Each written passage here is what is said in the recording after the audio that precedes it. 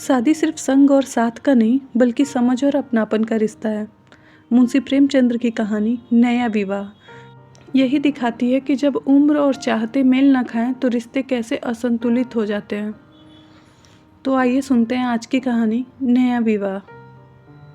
हमारी देह पुरानी है लेकिन इनमें सदैव नया रक्त दौड़ता रहता है। नए रक्त के प्रवाह पर ही हमारे जीवन का आधार है। पृथ्वी की इस चिरंतन व्यवस्था में नयापन उसके नए नए अणुओं में एक एक कण में तार तार में बसे हुए स्वरों की भांति गूंजता रहता है। और यह 100 साल की बुढ़िया आज भी नई नवेली दुल्हन बनी हुई है। जब से लाला डंगामल ने एक नया विवाह किया है उनका यौवन नए सिरे से जाग उठा है। उनकी पहली स्त्री जीवित थी तब वे घर में बहुत कम रहते थे। प्रातः से 10 बजे तक तो पूजा पाठ करते थे, फिर भोजन करके दुकान चले जाते, वहाँ से 1 बजे रात लौटते और थके मांदे सो जाते। यदि लीला कभी कहती कि जरा सवेरे आ जाया करो तो बिगड़ जाते और कहते तुम्हारे लिए दुकान छोड़ दूँ या रोजगार बंद कर दूँ। यह वह जमाना नहीं है कि एक लोटा जल चढ़ाकर लक्ष्मी प्रसन्न कर ली जाए। आज उनकी चौखट पर माथा रगड़ना पड़ता है, तब भी उनका मुंह सीधा नहीं होता। लीला बेचारी चुप हो जाती थी। अभी 6 महीने की बात है, लीला को ज्वर चढ़ा हुआ था। लाला जी दुकान जाने लगे तब उसने डरते डरते कहा, देखते हो मेरा जी अच्छा नहीं है, जरा सवेरे आ जाना। डंगामल ने पगड़ी उतार खूंटी पर लटका दी और बोले, अगर मेरे ठहरने से तुम्हारा जी अच्छा हो जाए तो मैं दुकान ना जाऊं। लीला हताश होकर बोली, मैं दुकान जाने से मना थोड़ी करी हूँ, केवल जरा सवेरे आने को कहती हूँ। तो क्या दुकान पर बैठ के मैं मौज किया करता हूँ? लीला इसका क्या जवाब देती। पति का वह स्नेहहीन व्यवहार उसके लिए कोई नई बात न थी। इधर कई साल से उसे इसका कठोर अनुभव हो गया था कि उसके घर में अब कद्र नहीं है। वह अक्सर इस समस्या पर विचार भी किया करती थी, पर वह अपना कोई अपराध न पाती। वह पति की सेवा अब पहले से ज़्यादा करती है, उनके कार्यभार को हल्का करने की बराबर चेष्टा करती रहती है, बराबर प्रसन्नचित्त रहती है, कभी उनके इच्छा के विरुद्ध कोई काम नहीं करती। अगर उसकी जवानी ढल चुकी है तो उसमें उसका क्या अपराध है? उसकी जवानी सदैव स्थिर तो नहीं रहती। अगर अब उसका स्वास्थ्य उतना अच्छा नहीं रहता तो उसमें उसका क्या दोष है? उसे बेकसूर को क्यों दंड दिया जाता है?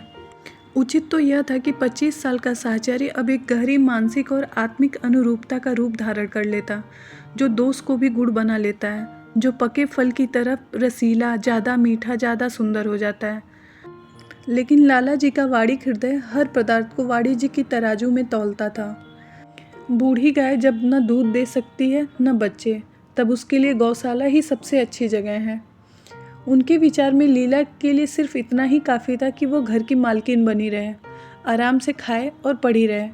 उसे अख्तियार है चाहे जितने जेवर बनाए, चाहे जितने स्नान व पूजा करे, केवल उनसे दूर रहे। मानव प्रकृति की जटिलता का एक रहस्य था कि डंगामल जिस आनंद से लीला को वंचित रखना चाहते थे, जिसकी उसके लिए कोई ज़रूरत नहीं समझते थे, खुद उसी के लिए सदैव प्रयत्न करते रहते थे। 40 वर्ष की होके बूढ़ी समझ ली गई थी, लेकिन वे 43 वर्ष के होके भी अभी जवान थे, जवानी के उन्माद और उल्लास से भरे हुए थे। लीला से अब उन्हें एक तरह की अरुचि होती थी और वह दुखिया अब अपनी त्रुटियों का अनुभव करके प्रकृति के निर्दय आघातों से बचने के लिए रंग और रोगन की आड़ लेती थी। तब लाला जी उसके बूढ़े नखरों पर और भी घृणा करने लगते और कहते, वाहरी तृष्णा, 7 लड़कों की अम्मा हो गई, बाल खिचड़ी हो गए, चेहरा झूले हुए फलैन की तरह सिकुड़ गया, मगर आपको अभी भी महावर, सिंदूर, मेहंदी, उपटन की हवस बाकी है। औरतों का स्वभाव कितना विचित्र है, ना जाने क्यों बनाव और सिंगार पे इतना जान देती हैं। पूछो अब तुम्हें क्या चाहिए?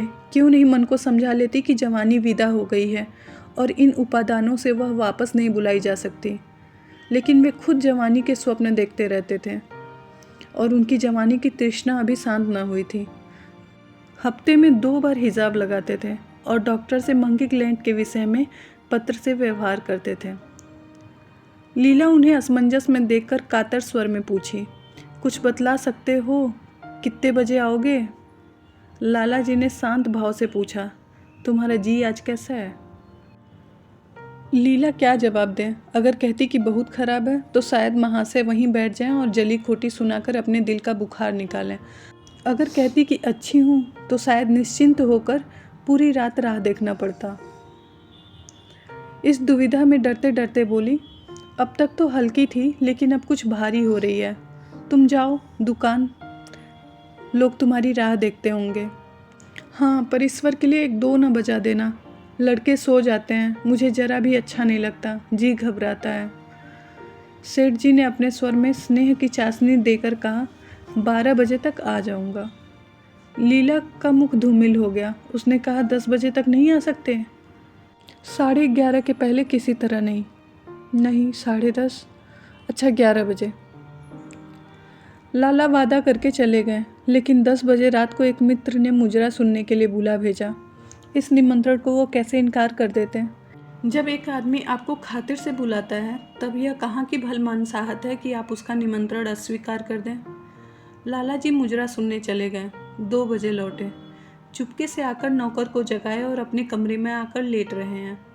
लीला उनकी राह देखती प्रतिक्षण विकल वेदना का अनुभव करती हुई ना जाने कब सो गई, और अंत में इस बीमारी ने अभागिनी लीला की जान लेकर ही छोड़ी। लाला जी को उसके मरने का बड़ा दुख हुआ। मित्रों ने संवेदना के तार भेजे। एक दैनिक पत्र ने शोक प्रकट करते हुए लीला की मानसिक और धार्मिक सद्गुणों की खूब बड़ाई का वर्णन किया। लाला जी ने इन सभी मित्रों का हार्दिक धन्यवाद किया और लीला के नाम से एक बालिका विद्यालय में 5-6 वजीफे प्रदान किए तथा मृतक भोज में जितने समारोह किए गए वह उस नगर के लिए इतिहास में बहुत दिनों तक याद रहा। लेकिन 1 महीना भी गुजरने न पाया था, लाला जी के मित्रों ने चारा डालना शुरू कर दिया और उसका असर यह हुआ कि 6 महीने की विधुरा के तप के बाद उन्होंने एक दूसरा विवाह कर लिया। आखिर बेचारे करते क्या? जीवन में एक सहचरी की आवश्यकता थी। जब से ये नई पत्नी आई है, लाला जी के जीवन में आश्चर्यजनक परिवर्तन हो गया है। दुकान से अब उतना प्रेम नहीं था। लगातार हफ्तों न जाने पर भी उनके कारोबार में कोई हर्ज नहीं होता। जीवन के उपभोग की जो शक्ति दिन पर दिन क्षीण होती जा रही थी, वह कहीं छींटे पाकर सजीव हो गई। सूखा पेड़ अब हरा हो गया था। उसमें नई नई कोपलें फूटने लगी थी। मोटर नई आ गई थी। कमरे के नए फर्नीचर से सजा दिए गए थे। नौकरों की भी संख्या बढ़ गई थी। रेडियो आ पहुंचा था और प्रतिदिन नए नए उपहार आते थे। लाला जी की बूढ़ी जवानी जवानों की जवानी से भी प्रखर हो गई थी, उसी तरह जैसे बिजली का प्रकाश चंद्रमा के प्रकाश से ज़्यादा स्वच्छंद और मनोरंजक लगता है। लाला जी को उनके मित्र इस रूपांतरण पे उन्हें बधाई देते।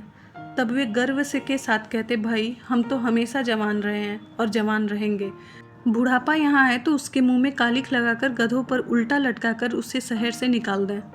जवानी और बुढ़ापे को ना जाने लोग क्यों अवस्था से संबंध कर देते हैं। जवानी का उम्र से उतना ही संबंध है जितना धर्म का आचार से, रुपए का ईमानदारी से, रूप का श्रृंगार से। आजकल के जवानों को आप जवान कहते हैं? उनकी 1000 जवानियां मैं अपनी 1 घंटे की जवानी पर निकाल दूंगा। मालूम होता है कि उनकी ज़िंदगी में कोई उत्साह ही नहीं है, कोई शौक ही नहीं है। जीवन क्या है? गले में पड़ा हुआ एक ढोल। यही शब्द घटा बढ़ा के वे आशा के हृदय पटल पर अंकित कर रहे थे। उसके बराबर सिनेमा, थिएटर, दरिया की सैर के लिए आग्रह करते रहते, लेकिन आशा को ना जाने क्यों इन बातों में जरा भी रुचि न थी। वह जाती तो थी, मगर बहुत टाल टूल करने के बाद। एक दिन लाला जी ने आकर कहा, चलो आज बजरे पर दरिया की सैर करें। वर्षा के दिन थे, दरिया चढ़ा हुआ था। मेघमालाएं अंतर्राष्ट्रीय सेनाओं की भांति रंग बिरंगी वर्दियां पहने आकाश में कवायद कर रही थी। सड़क पर लोग मलार और बारहमासा गाते चल रहे थे। बागों में झूले पड़ गए थे। आशा ने बेदिली से कहा, मेरा जी नहीं चाहता। लाला जी ने मृदु प्रेरणा के साथ कहा, तुम्हारा मन कैसा है जो आमोद प्रमोद की ओर आकर्षित नहीं होता? चलो जरा दरिया की सैर करके देखो। सच कहता हूँ, बजरे पर बड़ी बहार होगी। आप जाएं, मुझे और भी काम है। काम करने के लिए आदमी हैं, तुम क्यों काम करोगी? महाराज अच्छे सालन नहीं पकाते, आप खाने बैठेंगे तो यूं ही उठ जाएंगे। आशा अपने अवकाश का बड़ा भाग लाला जी के लिए तरह तरह का भोजन पकाने में लगाती थी। उसने किसी से सुन रखा था कि विशेष अवस्था के बाद पुरुष के जीवन की सबसे बड़ा सुख उसका रसना का स्वाद ही रह जाता है। लाला जी की आत्मा खिल उठी। उन्होंने सोचा कि आशा को उनसे कितना प्रेम है। वह दरिया की सैर को उनकी सेवा के लिए छोड़ रही है। एक लीला थी, मान न मान चलने को तैयार रहती थी, पीछा छुड़ाना पड़ता था, खामख्वाह सिर पर सवार हो जाती थी और सारा मजाक किरकिरा कर देती थी। स्नेह भरे उलाहनों से बोले, तुम्हारा मन भी विचित्र है। अगर एक दिन सालन फीका ही रहा तो ऐसा क्या तूफान आ जाएगा। तुम तो मुझे बिल्कुल निकम्मा बनाए देती हो। अगर तुम न चलोगी तो मैं भी न जाऊंगा। आशा ने जैसे गले से फंदा छुड़ाते हुए कहा, आप भी तो मुझे इधर उधर घुमा घुमा कर मिजाज बिगाड़ देते हैं। मेरी यह आदत पड़ जाएगी तो घर धंधा कौन करेगा। मुझे घर के धंधों की रत्ती भर परवाह नहीं है, बाल की नोक के बराबर भी नहीं। मैं चाहता हूँ तुम्हारा मिजाज बिगड़े, तुम गृहस्थी के चक्कर से दूर रहो।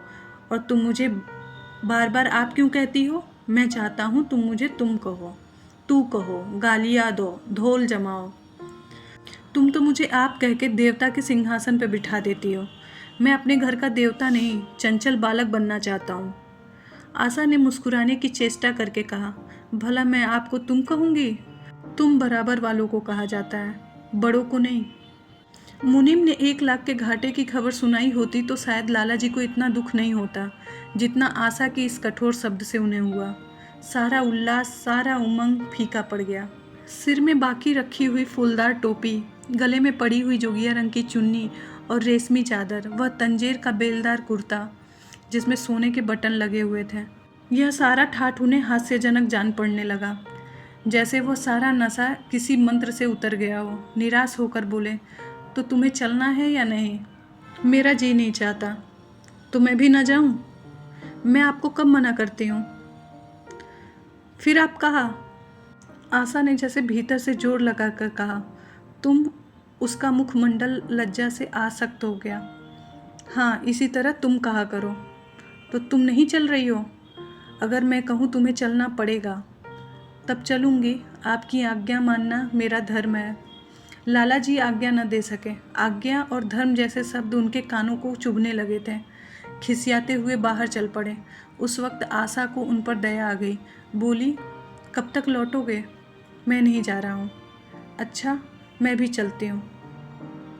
जैसे कोई जिद्दी लड़का रोने के बाद अपने इच्छित वस्तु को पाकर उसे पैरों से ठुकरा देता, उसी तरह लाला जी ने मुंह बनाकर कहा, तुम्हारा जी नहीं करता ना तो ना चलो।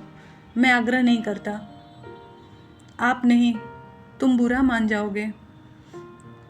आशा गई, लेकिन उमंग से नहीं। जिस मामूली वेश में थी उसी तरह चल खड़ी हुई। ना कोई सजीली साड़ी, ना कोई जड़ाऊ गहने, ना कोई श्रृंगार, जैसे कोई विधवा हो। ऐसे ही बातों पे लाला जी का मन झुंझला उठता था। ब्याह किया था जीवन का आनंद उठाने के लिए, झिलमिलाते हुए दीपक में तेल डालकर उसे चटक करने के लिए। अगर दीपक का प्रकाश तेज न हुआ तो तेल डालने से लाभ। न जाने इसका मन क्यों इतना शुष्क और नीरस है, जैसे कोई ऊसर पेड़ हो। कितना ही पानी डालो उसमें हरी पत्तियों के दर्शन न होंगे। जड़ाऊ गहनों से भरी पेटियां खुली हुई हैं। कहाँ कहाँ से मंगवाए थे, दिल्ली से, कलकत्ते से। कैसी कैसी बहुमूल्य साड़ियाँ रखी हुई हैं, एक नहीं सैकड़े, पर संदूक में केवल कीड़ों के भोजन बनने के लिए। दरिद्र घर की लड़कियों में यही ऐब होता है, उनकी दृष्टि सदैव संकीर्ण में रहती है। न खा सके, न पहन सके, न दे सके। उन्हें तो खजाना भी मिल जाए तो यही सोचेंगी कि खर्च कैसे करें। दरिया की सैर तो हुई पर विशेष आनंद न आया। कई महीनों तक आशा की मनोवृत्तियों को जगाने का असफल प्रयत्न करके लाला जी ने समझ लिया कि इसकी पैदाइशी ही मुहर्रिम है, लेकिन फिर भी निराश न हुए। ऐसे व्यापार में एक बड़ी रकम लगाने के बाद वे उसमें अधिक से अधिक लाभ उठाने की वणिक प्रवृत्ति को कैसे त्याग देते। विनोद की नई नई योजनाएं पैदा की जाती थीं। ग्रामोफोन अगर बिगड़ गया, गाता नहीं तो साफ आवाज़ नहीं निकलता तो उसकी मरम्मत करानी पड़ती है। उसे उठाकर रख देना तो मूर्खता है। उधर बूढ़ा महाराज एकाएक बीमार हो गया, घर चला गया और उसकी जगह उसका 17-18 साल का एक जवान लड़का आ गया। कुछ अजीब गंवार था, बिल्कुल झंझड़ उज्जड़, कोई बात नहीं समझता। कितने फुलके बनाए उतने तरह के। हाँ, एक बात समान होती थी, सब बीच में मोटे होते थे, किनारे पतले। दाल कभी पतली हो जाए चाय की तरह तो कभी गाढ़ी दही जैसी। नमक कभी इतना कम कि बिल्कुल फीका, कभी इतना तेज कि नींबू का शौकीन। आशा मुंह हाथ धोकर चौके में पहुंच जाती और इस डपोर संघ को भोजन पकाना सिखाती। एक दिन उसने कहा, तुम कितने नालायक हो जुगल। आखिर इतनी उम्र तक तुम घास खोदते रहे या भार झोंकते रहे।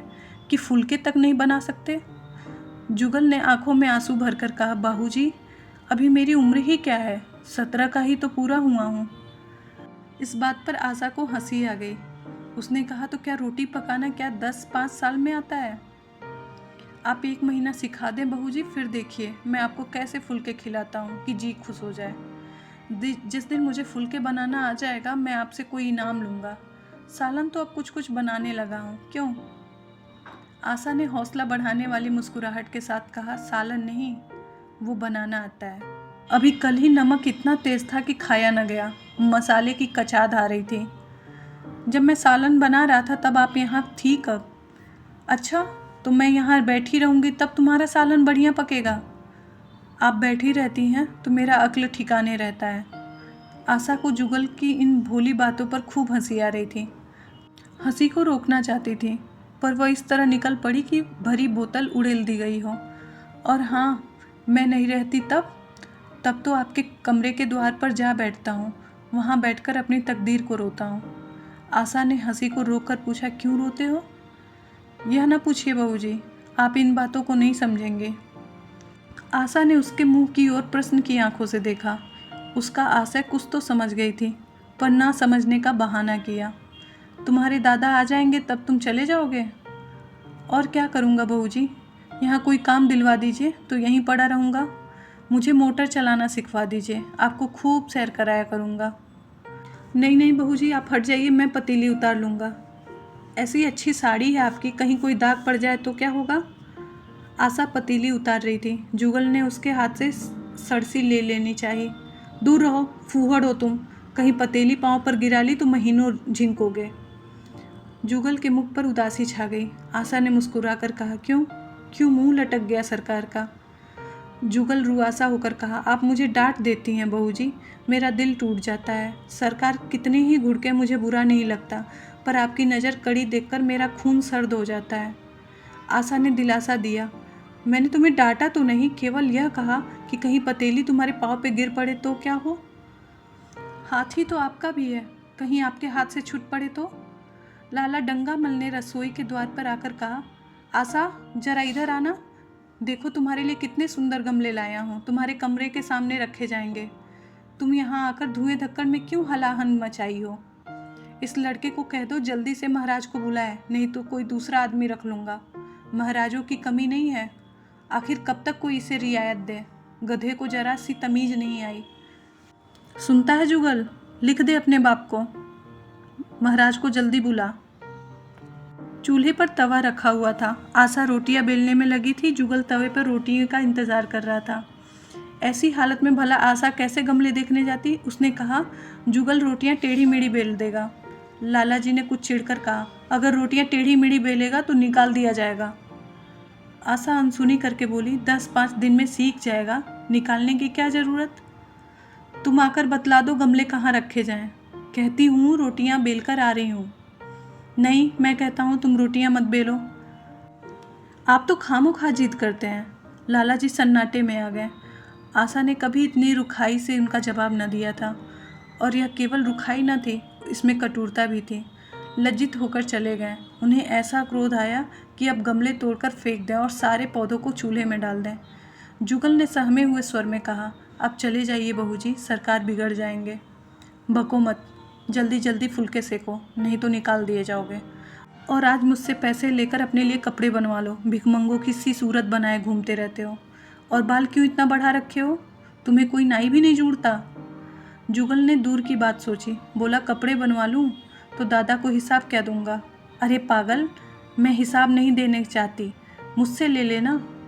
जुगल काहिलपन की हंसी हंसा, आप बनवाएंगी तो अच्छे कपड़े लूँगा, खद्दर के मलमल के कुर्ता, खद्दर की धोती, रेशमी चादर, अच्छा सा चप्पल। आशा ने मीठी मुस्कान से कहा, और अगर अपने दाम से बनवाने पड़े तो? तब कपड़े ही क्यों बनवाऊंगा? बड़े चालाक हो तुम। जुगल ने अपनी बुद्धिमत्ता का प्रदर्शन किया। आदमी अपने घर में तो सूखी रोटी खाकर सो रहता है, लेकिन दावत में तो अच्छे अच्छे पकवान ही खाता है। वहाँ भी यदि सूखी रोटियाँ मिले तो क्या वो दावत में जाएगा? यह सब मैं नहीं जानती। एक गाढ़े रंग का कुर्ता बनवा लो और एक टोपी ले लो, हजामत के लिए 2 ऊपर से ले लेना। जुगल ने मना करके कहा, रहने दीजिए, मैं नहीं लेता। अच्छे कपड़े पहनकर निकलूँगा तब आपकी याद आवेगी। सड़ियड़ कपड़े पहन के तो और जी जलेगा। तुम स्वार्थी हो, मुफ्त के कपड़े लोगे और साथ ही बढ़िया भी। जब यहाँ से जाने लगूँ तब आप मुझे अपना एक चित्र दीजिएगा। मेरा चित्र लेकर क्या करोगे? अपनी कोठरी में लगाऊंगा और नित्य देखा करूँगा। पर वही साड़ी पहनकर खिंचवाना जो कल पहन रखी थी, और वही मोतियों की माला भी हो। मुझे नंगी नंगी सूरत अच्छी नहीं लगती। आपके पास तो बहुत गहने होंगे, आप पहनती क्यों नहीं? तो तुम्हें गहने अच्छे लगते हैं? बहुत। लाला जी ने फिर आकर जलते हुए मन से कहा, अभी तक तुम्हारी रोटियां नहीं पकी जुगल? अगर कल से तूने आप अच्छी रोटियां नहीं पकाई तो मैं तुझे निकाल दूंगा। आशा ने तुरंत हाथ मुंह धोकर बड़े प्रसन्न होकर लाला जी के साथ गमले देखने चली। इस समय उसकी छवि में प्रफुल्लता की रौनक थी, बातों में भी जैसे शक्कर घुली हुई हो। लाला जी का सारा खिसियापन मिट गया था। उसने गमले को मुग्ध आंखों से देखकर कहा, मैं इनमें से कोई गमला जाने न दूंगी। सब मेरे कमरे के सामने रखवा दो। सब। कितने सुंदर पौधे हैं, वाह। तुम इनके हिंदी नाम भी मुझे बतला देना। लाला जी ने छेड़ा।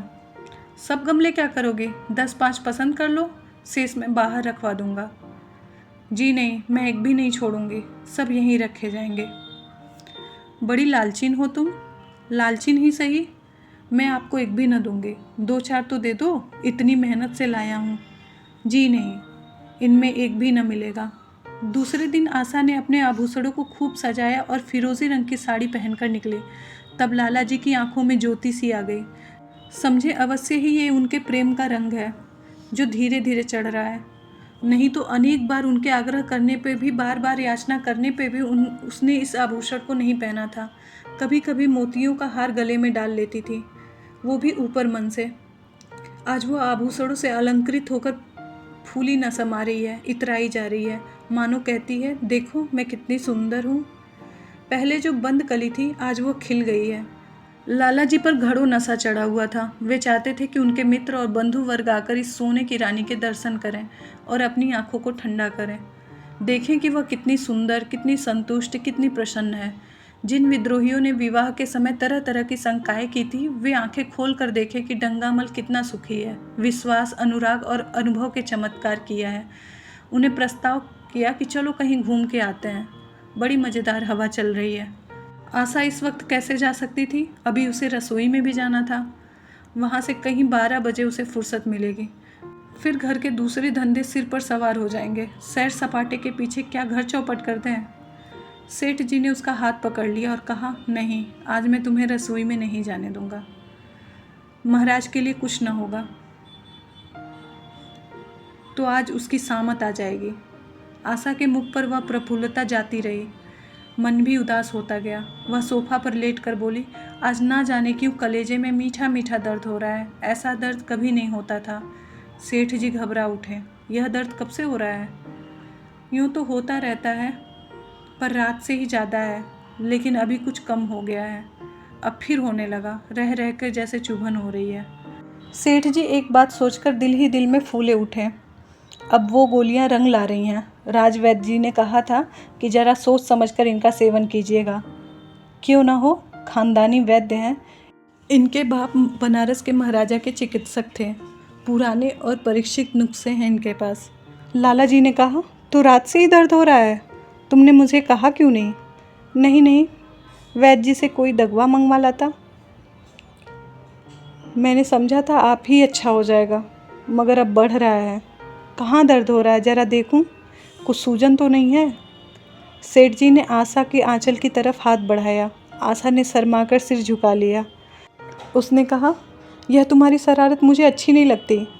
मैं अपनी जान से मरती हूँ, तुम्हें हंसी सूझती है। जाकर कोई दवा ला दो।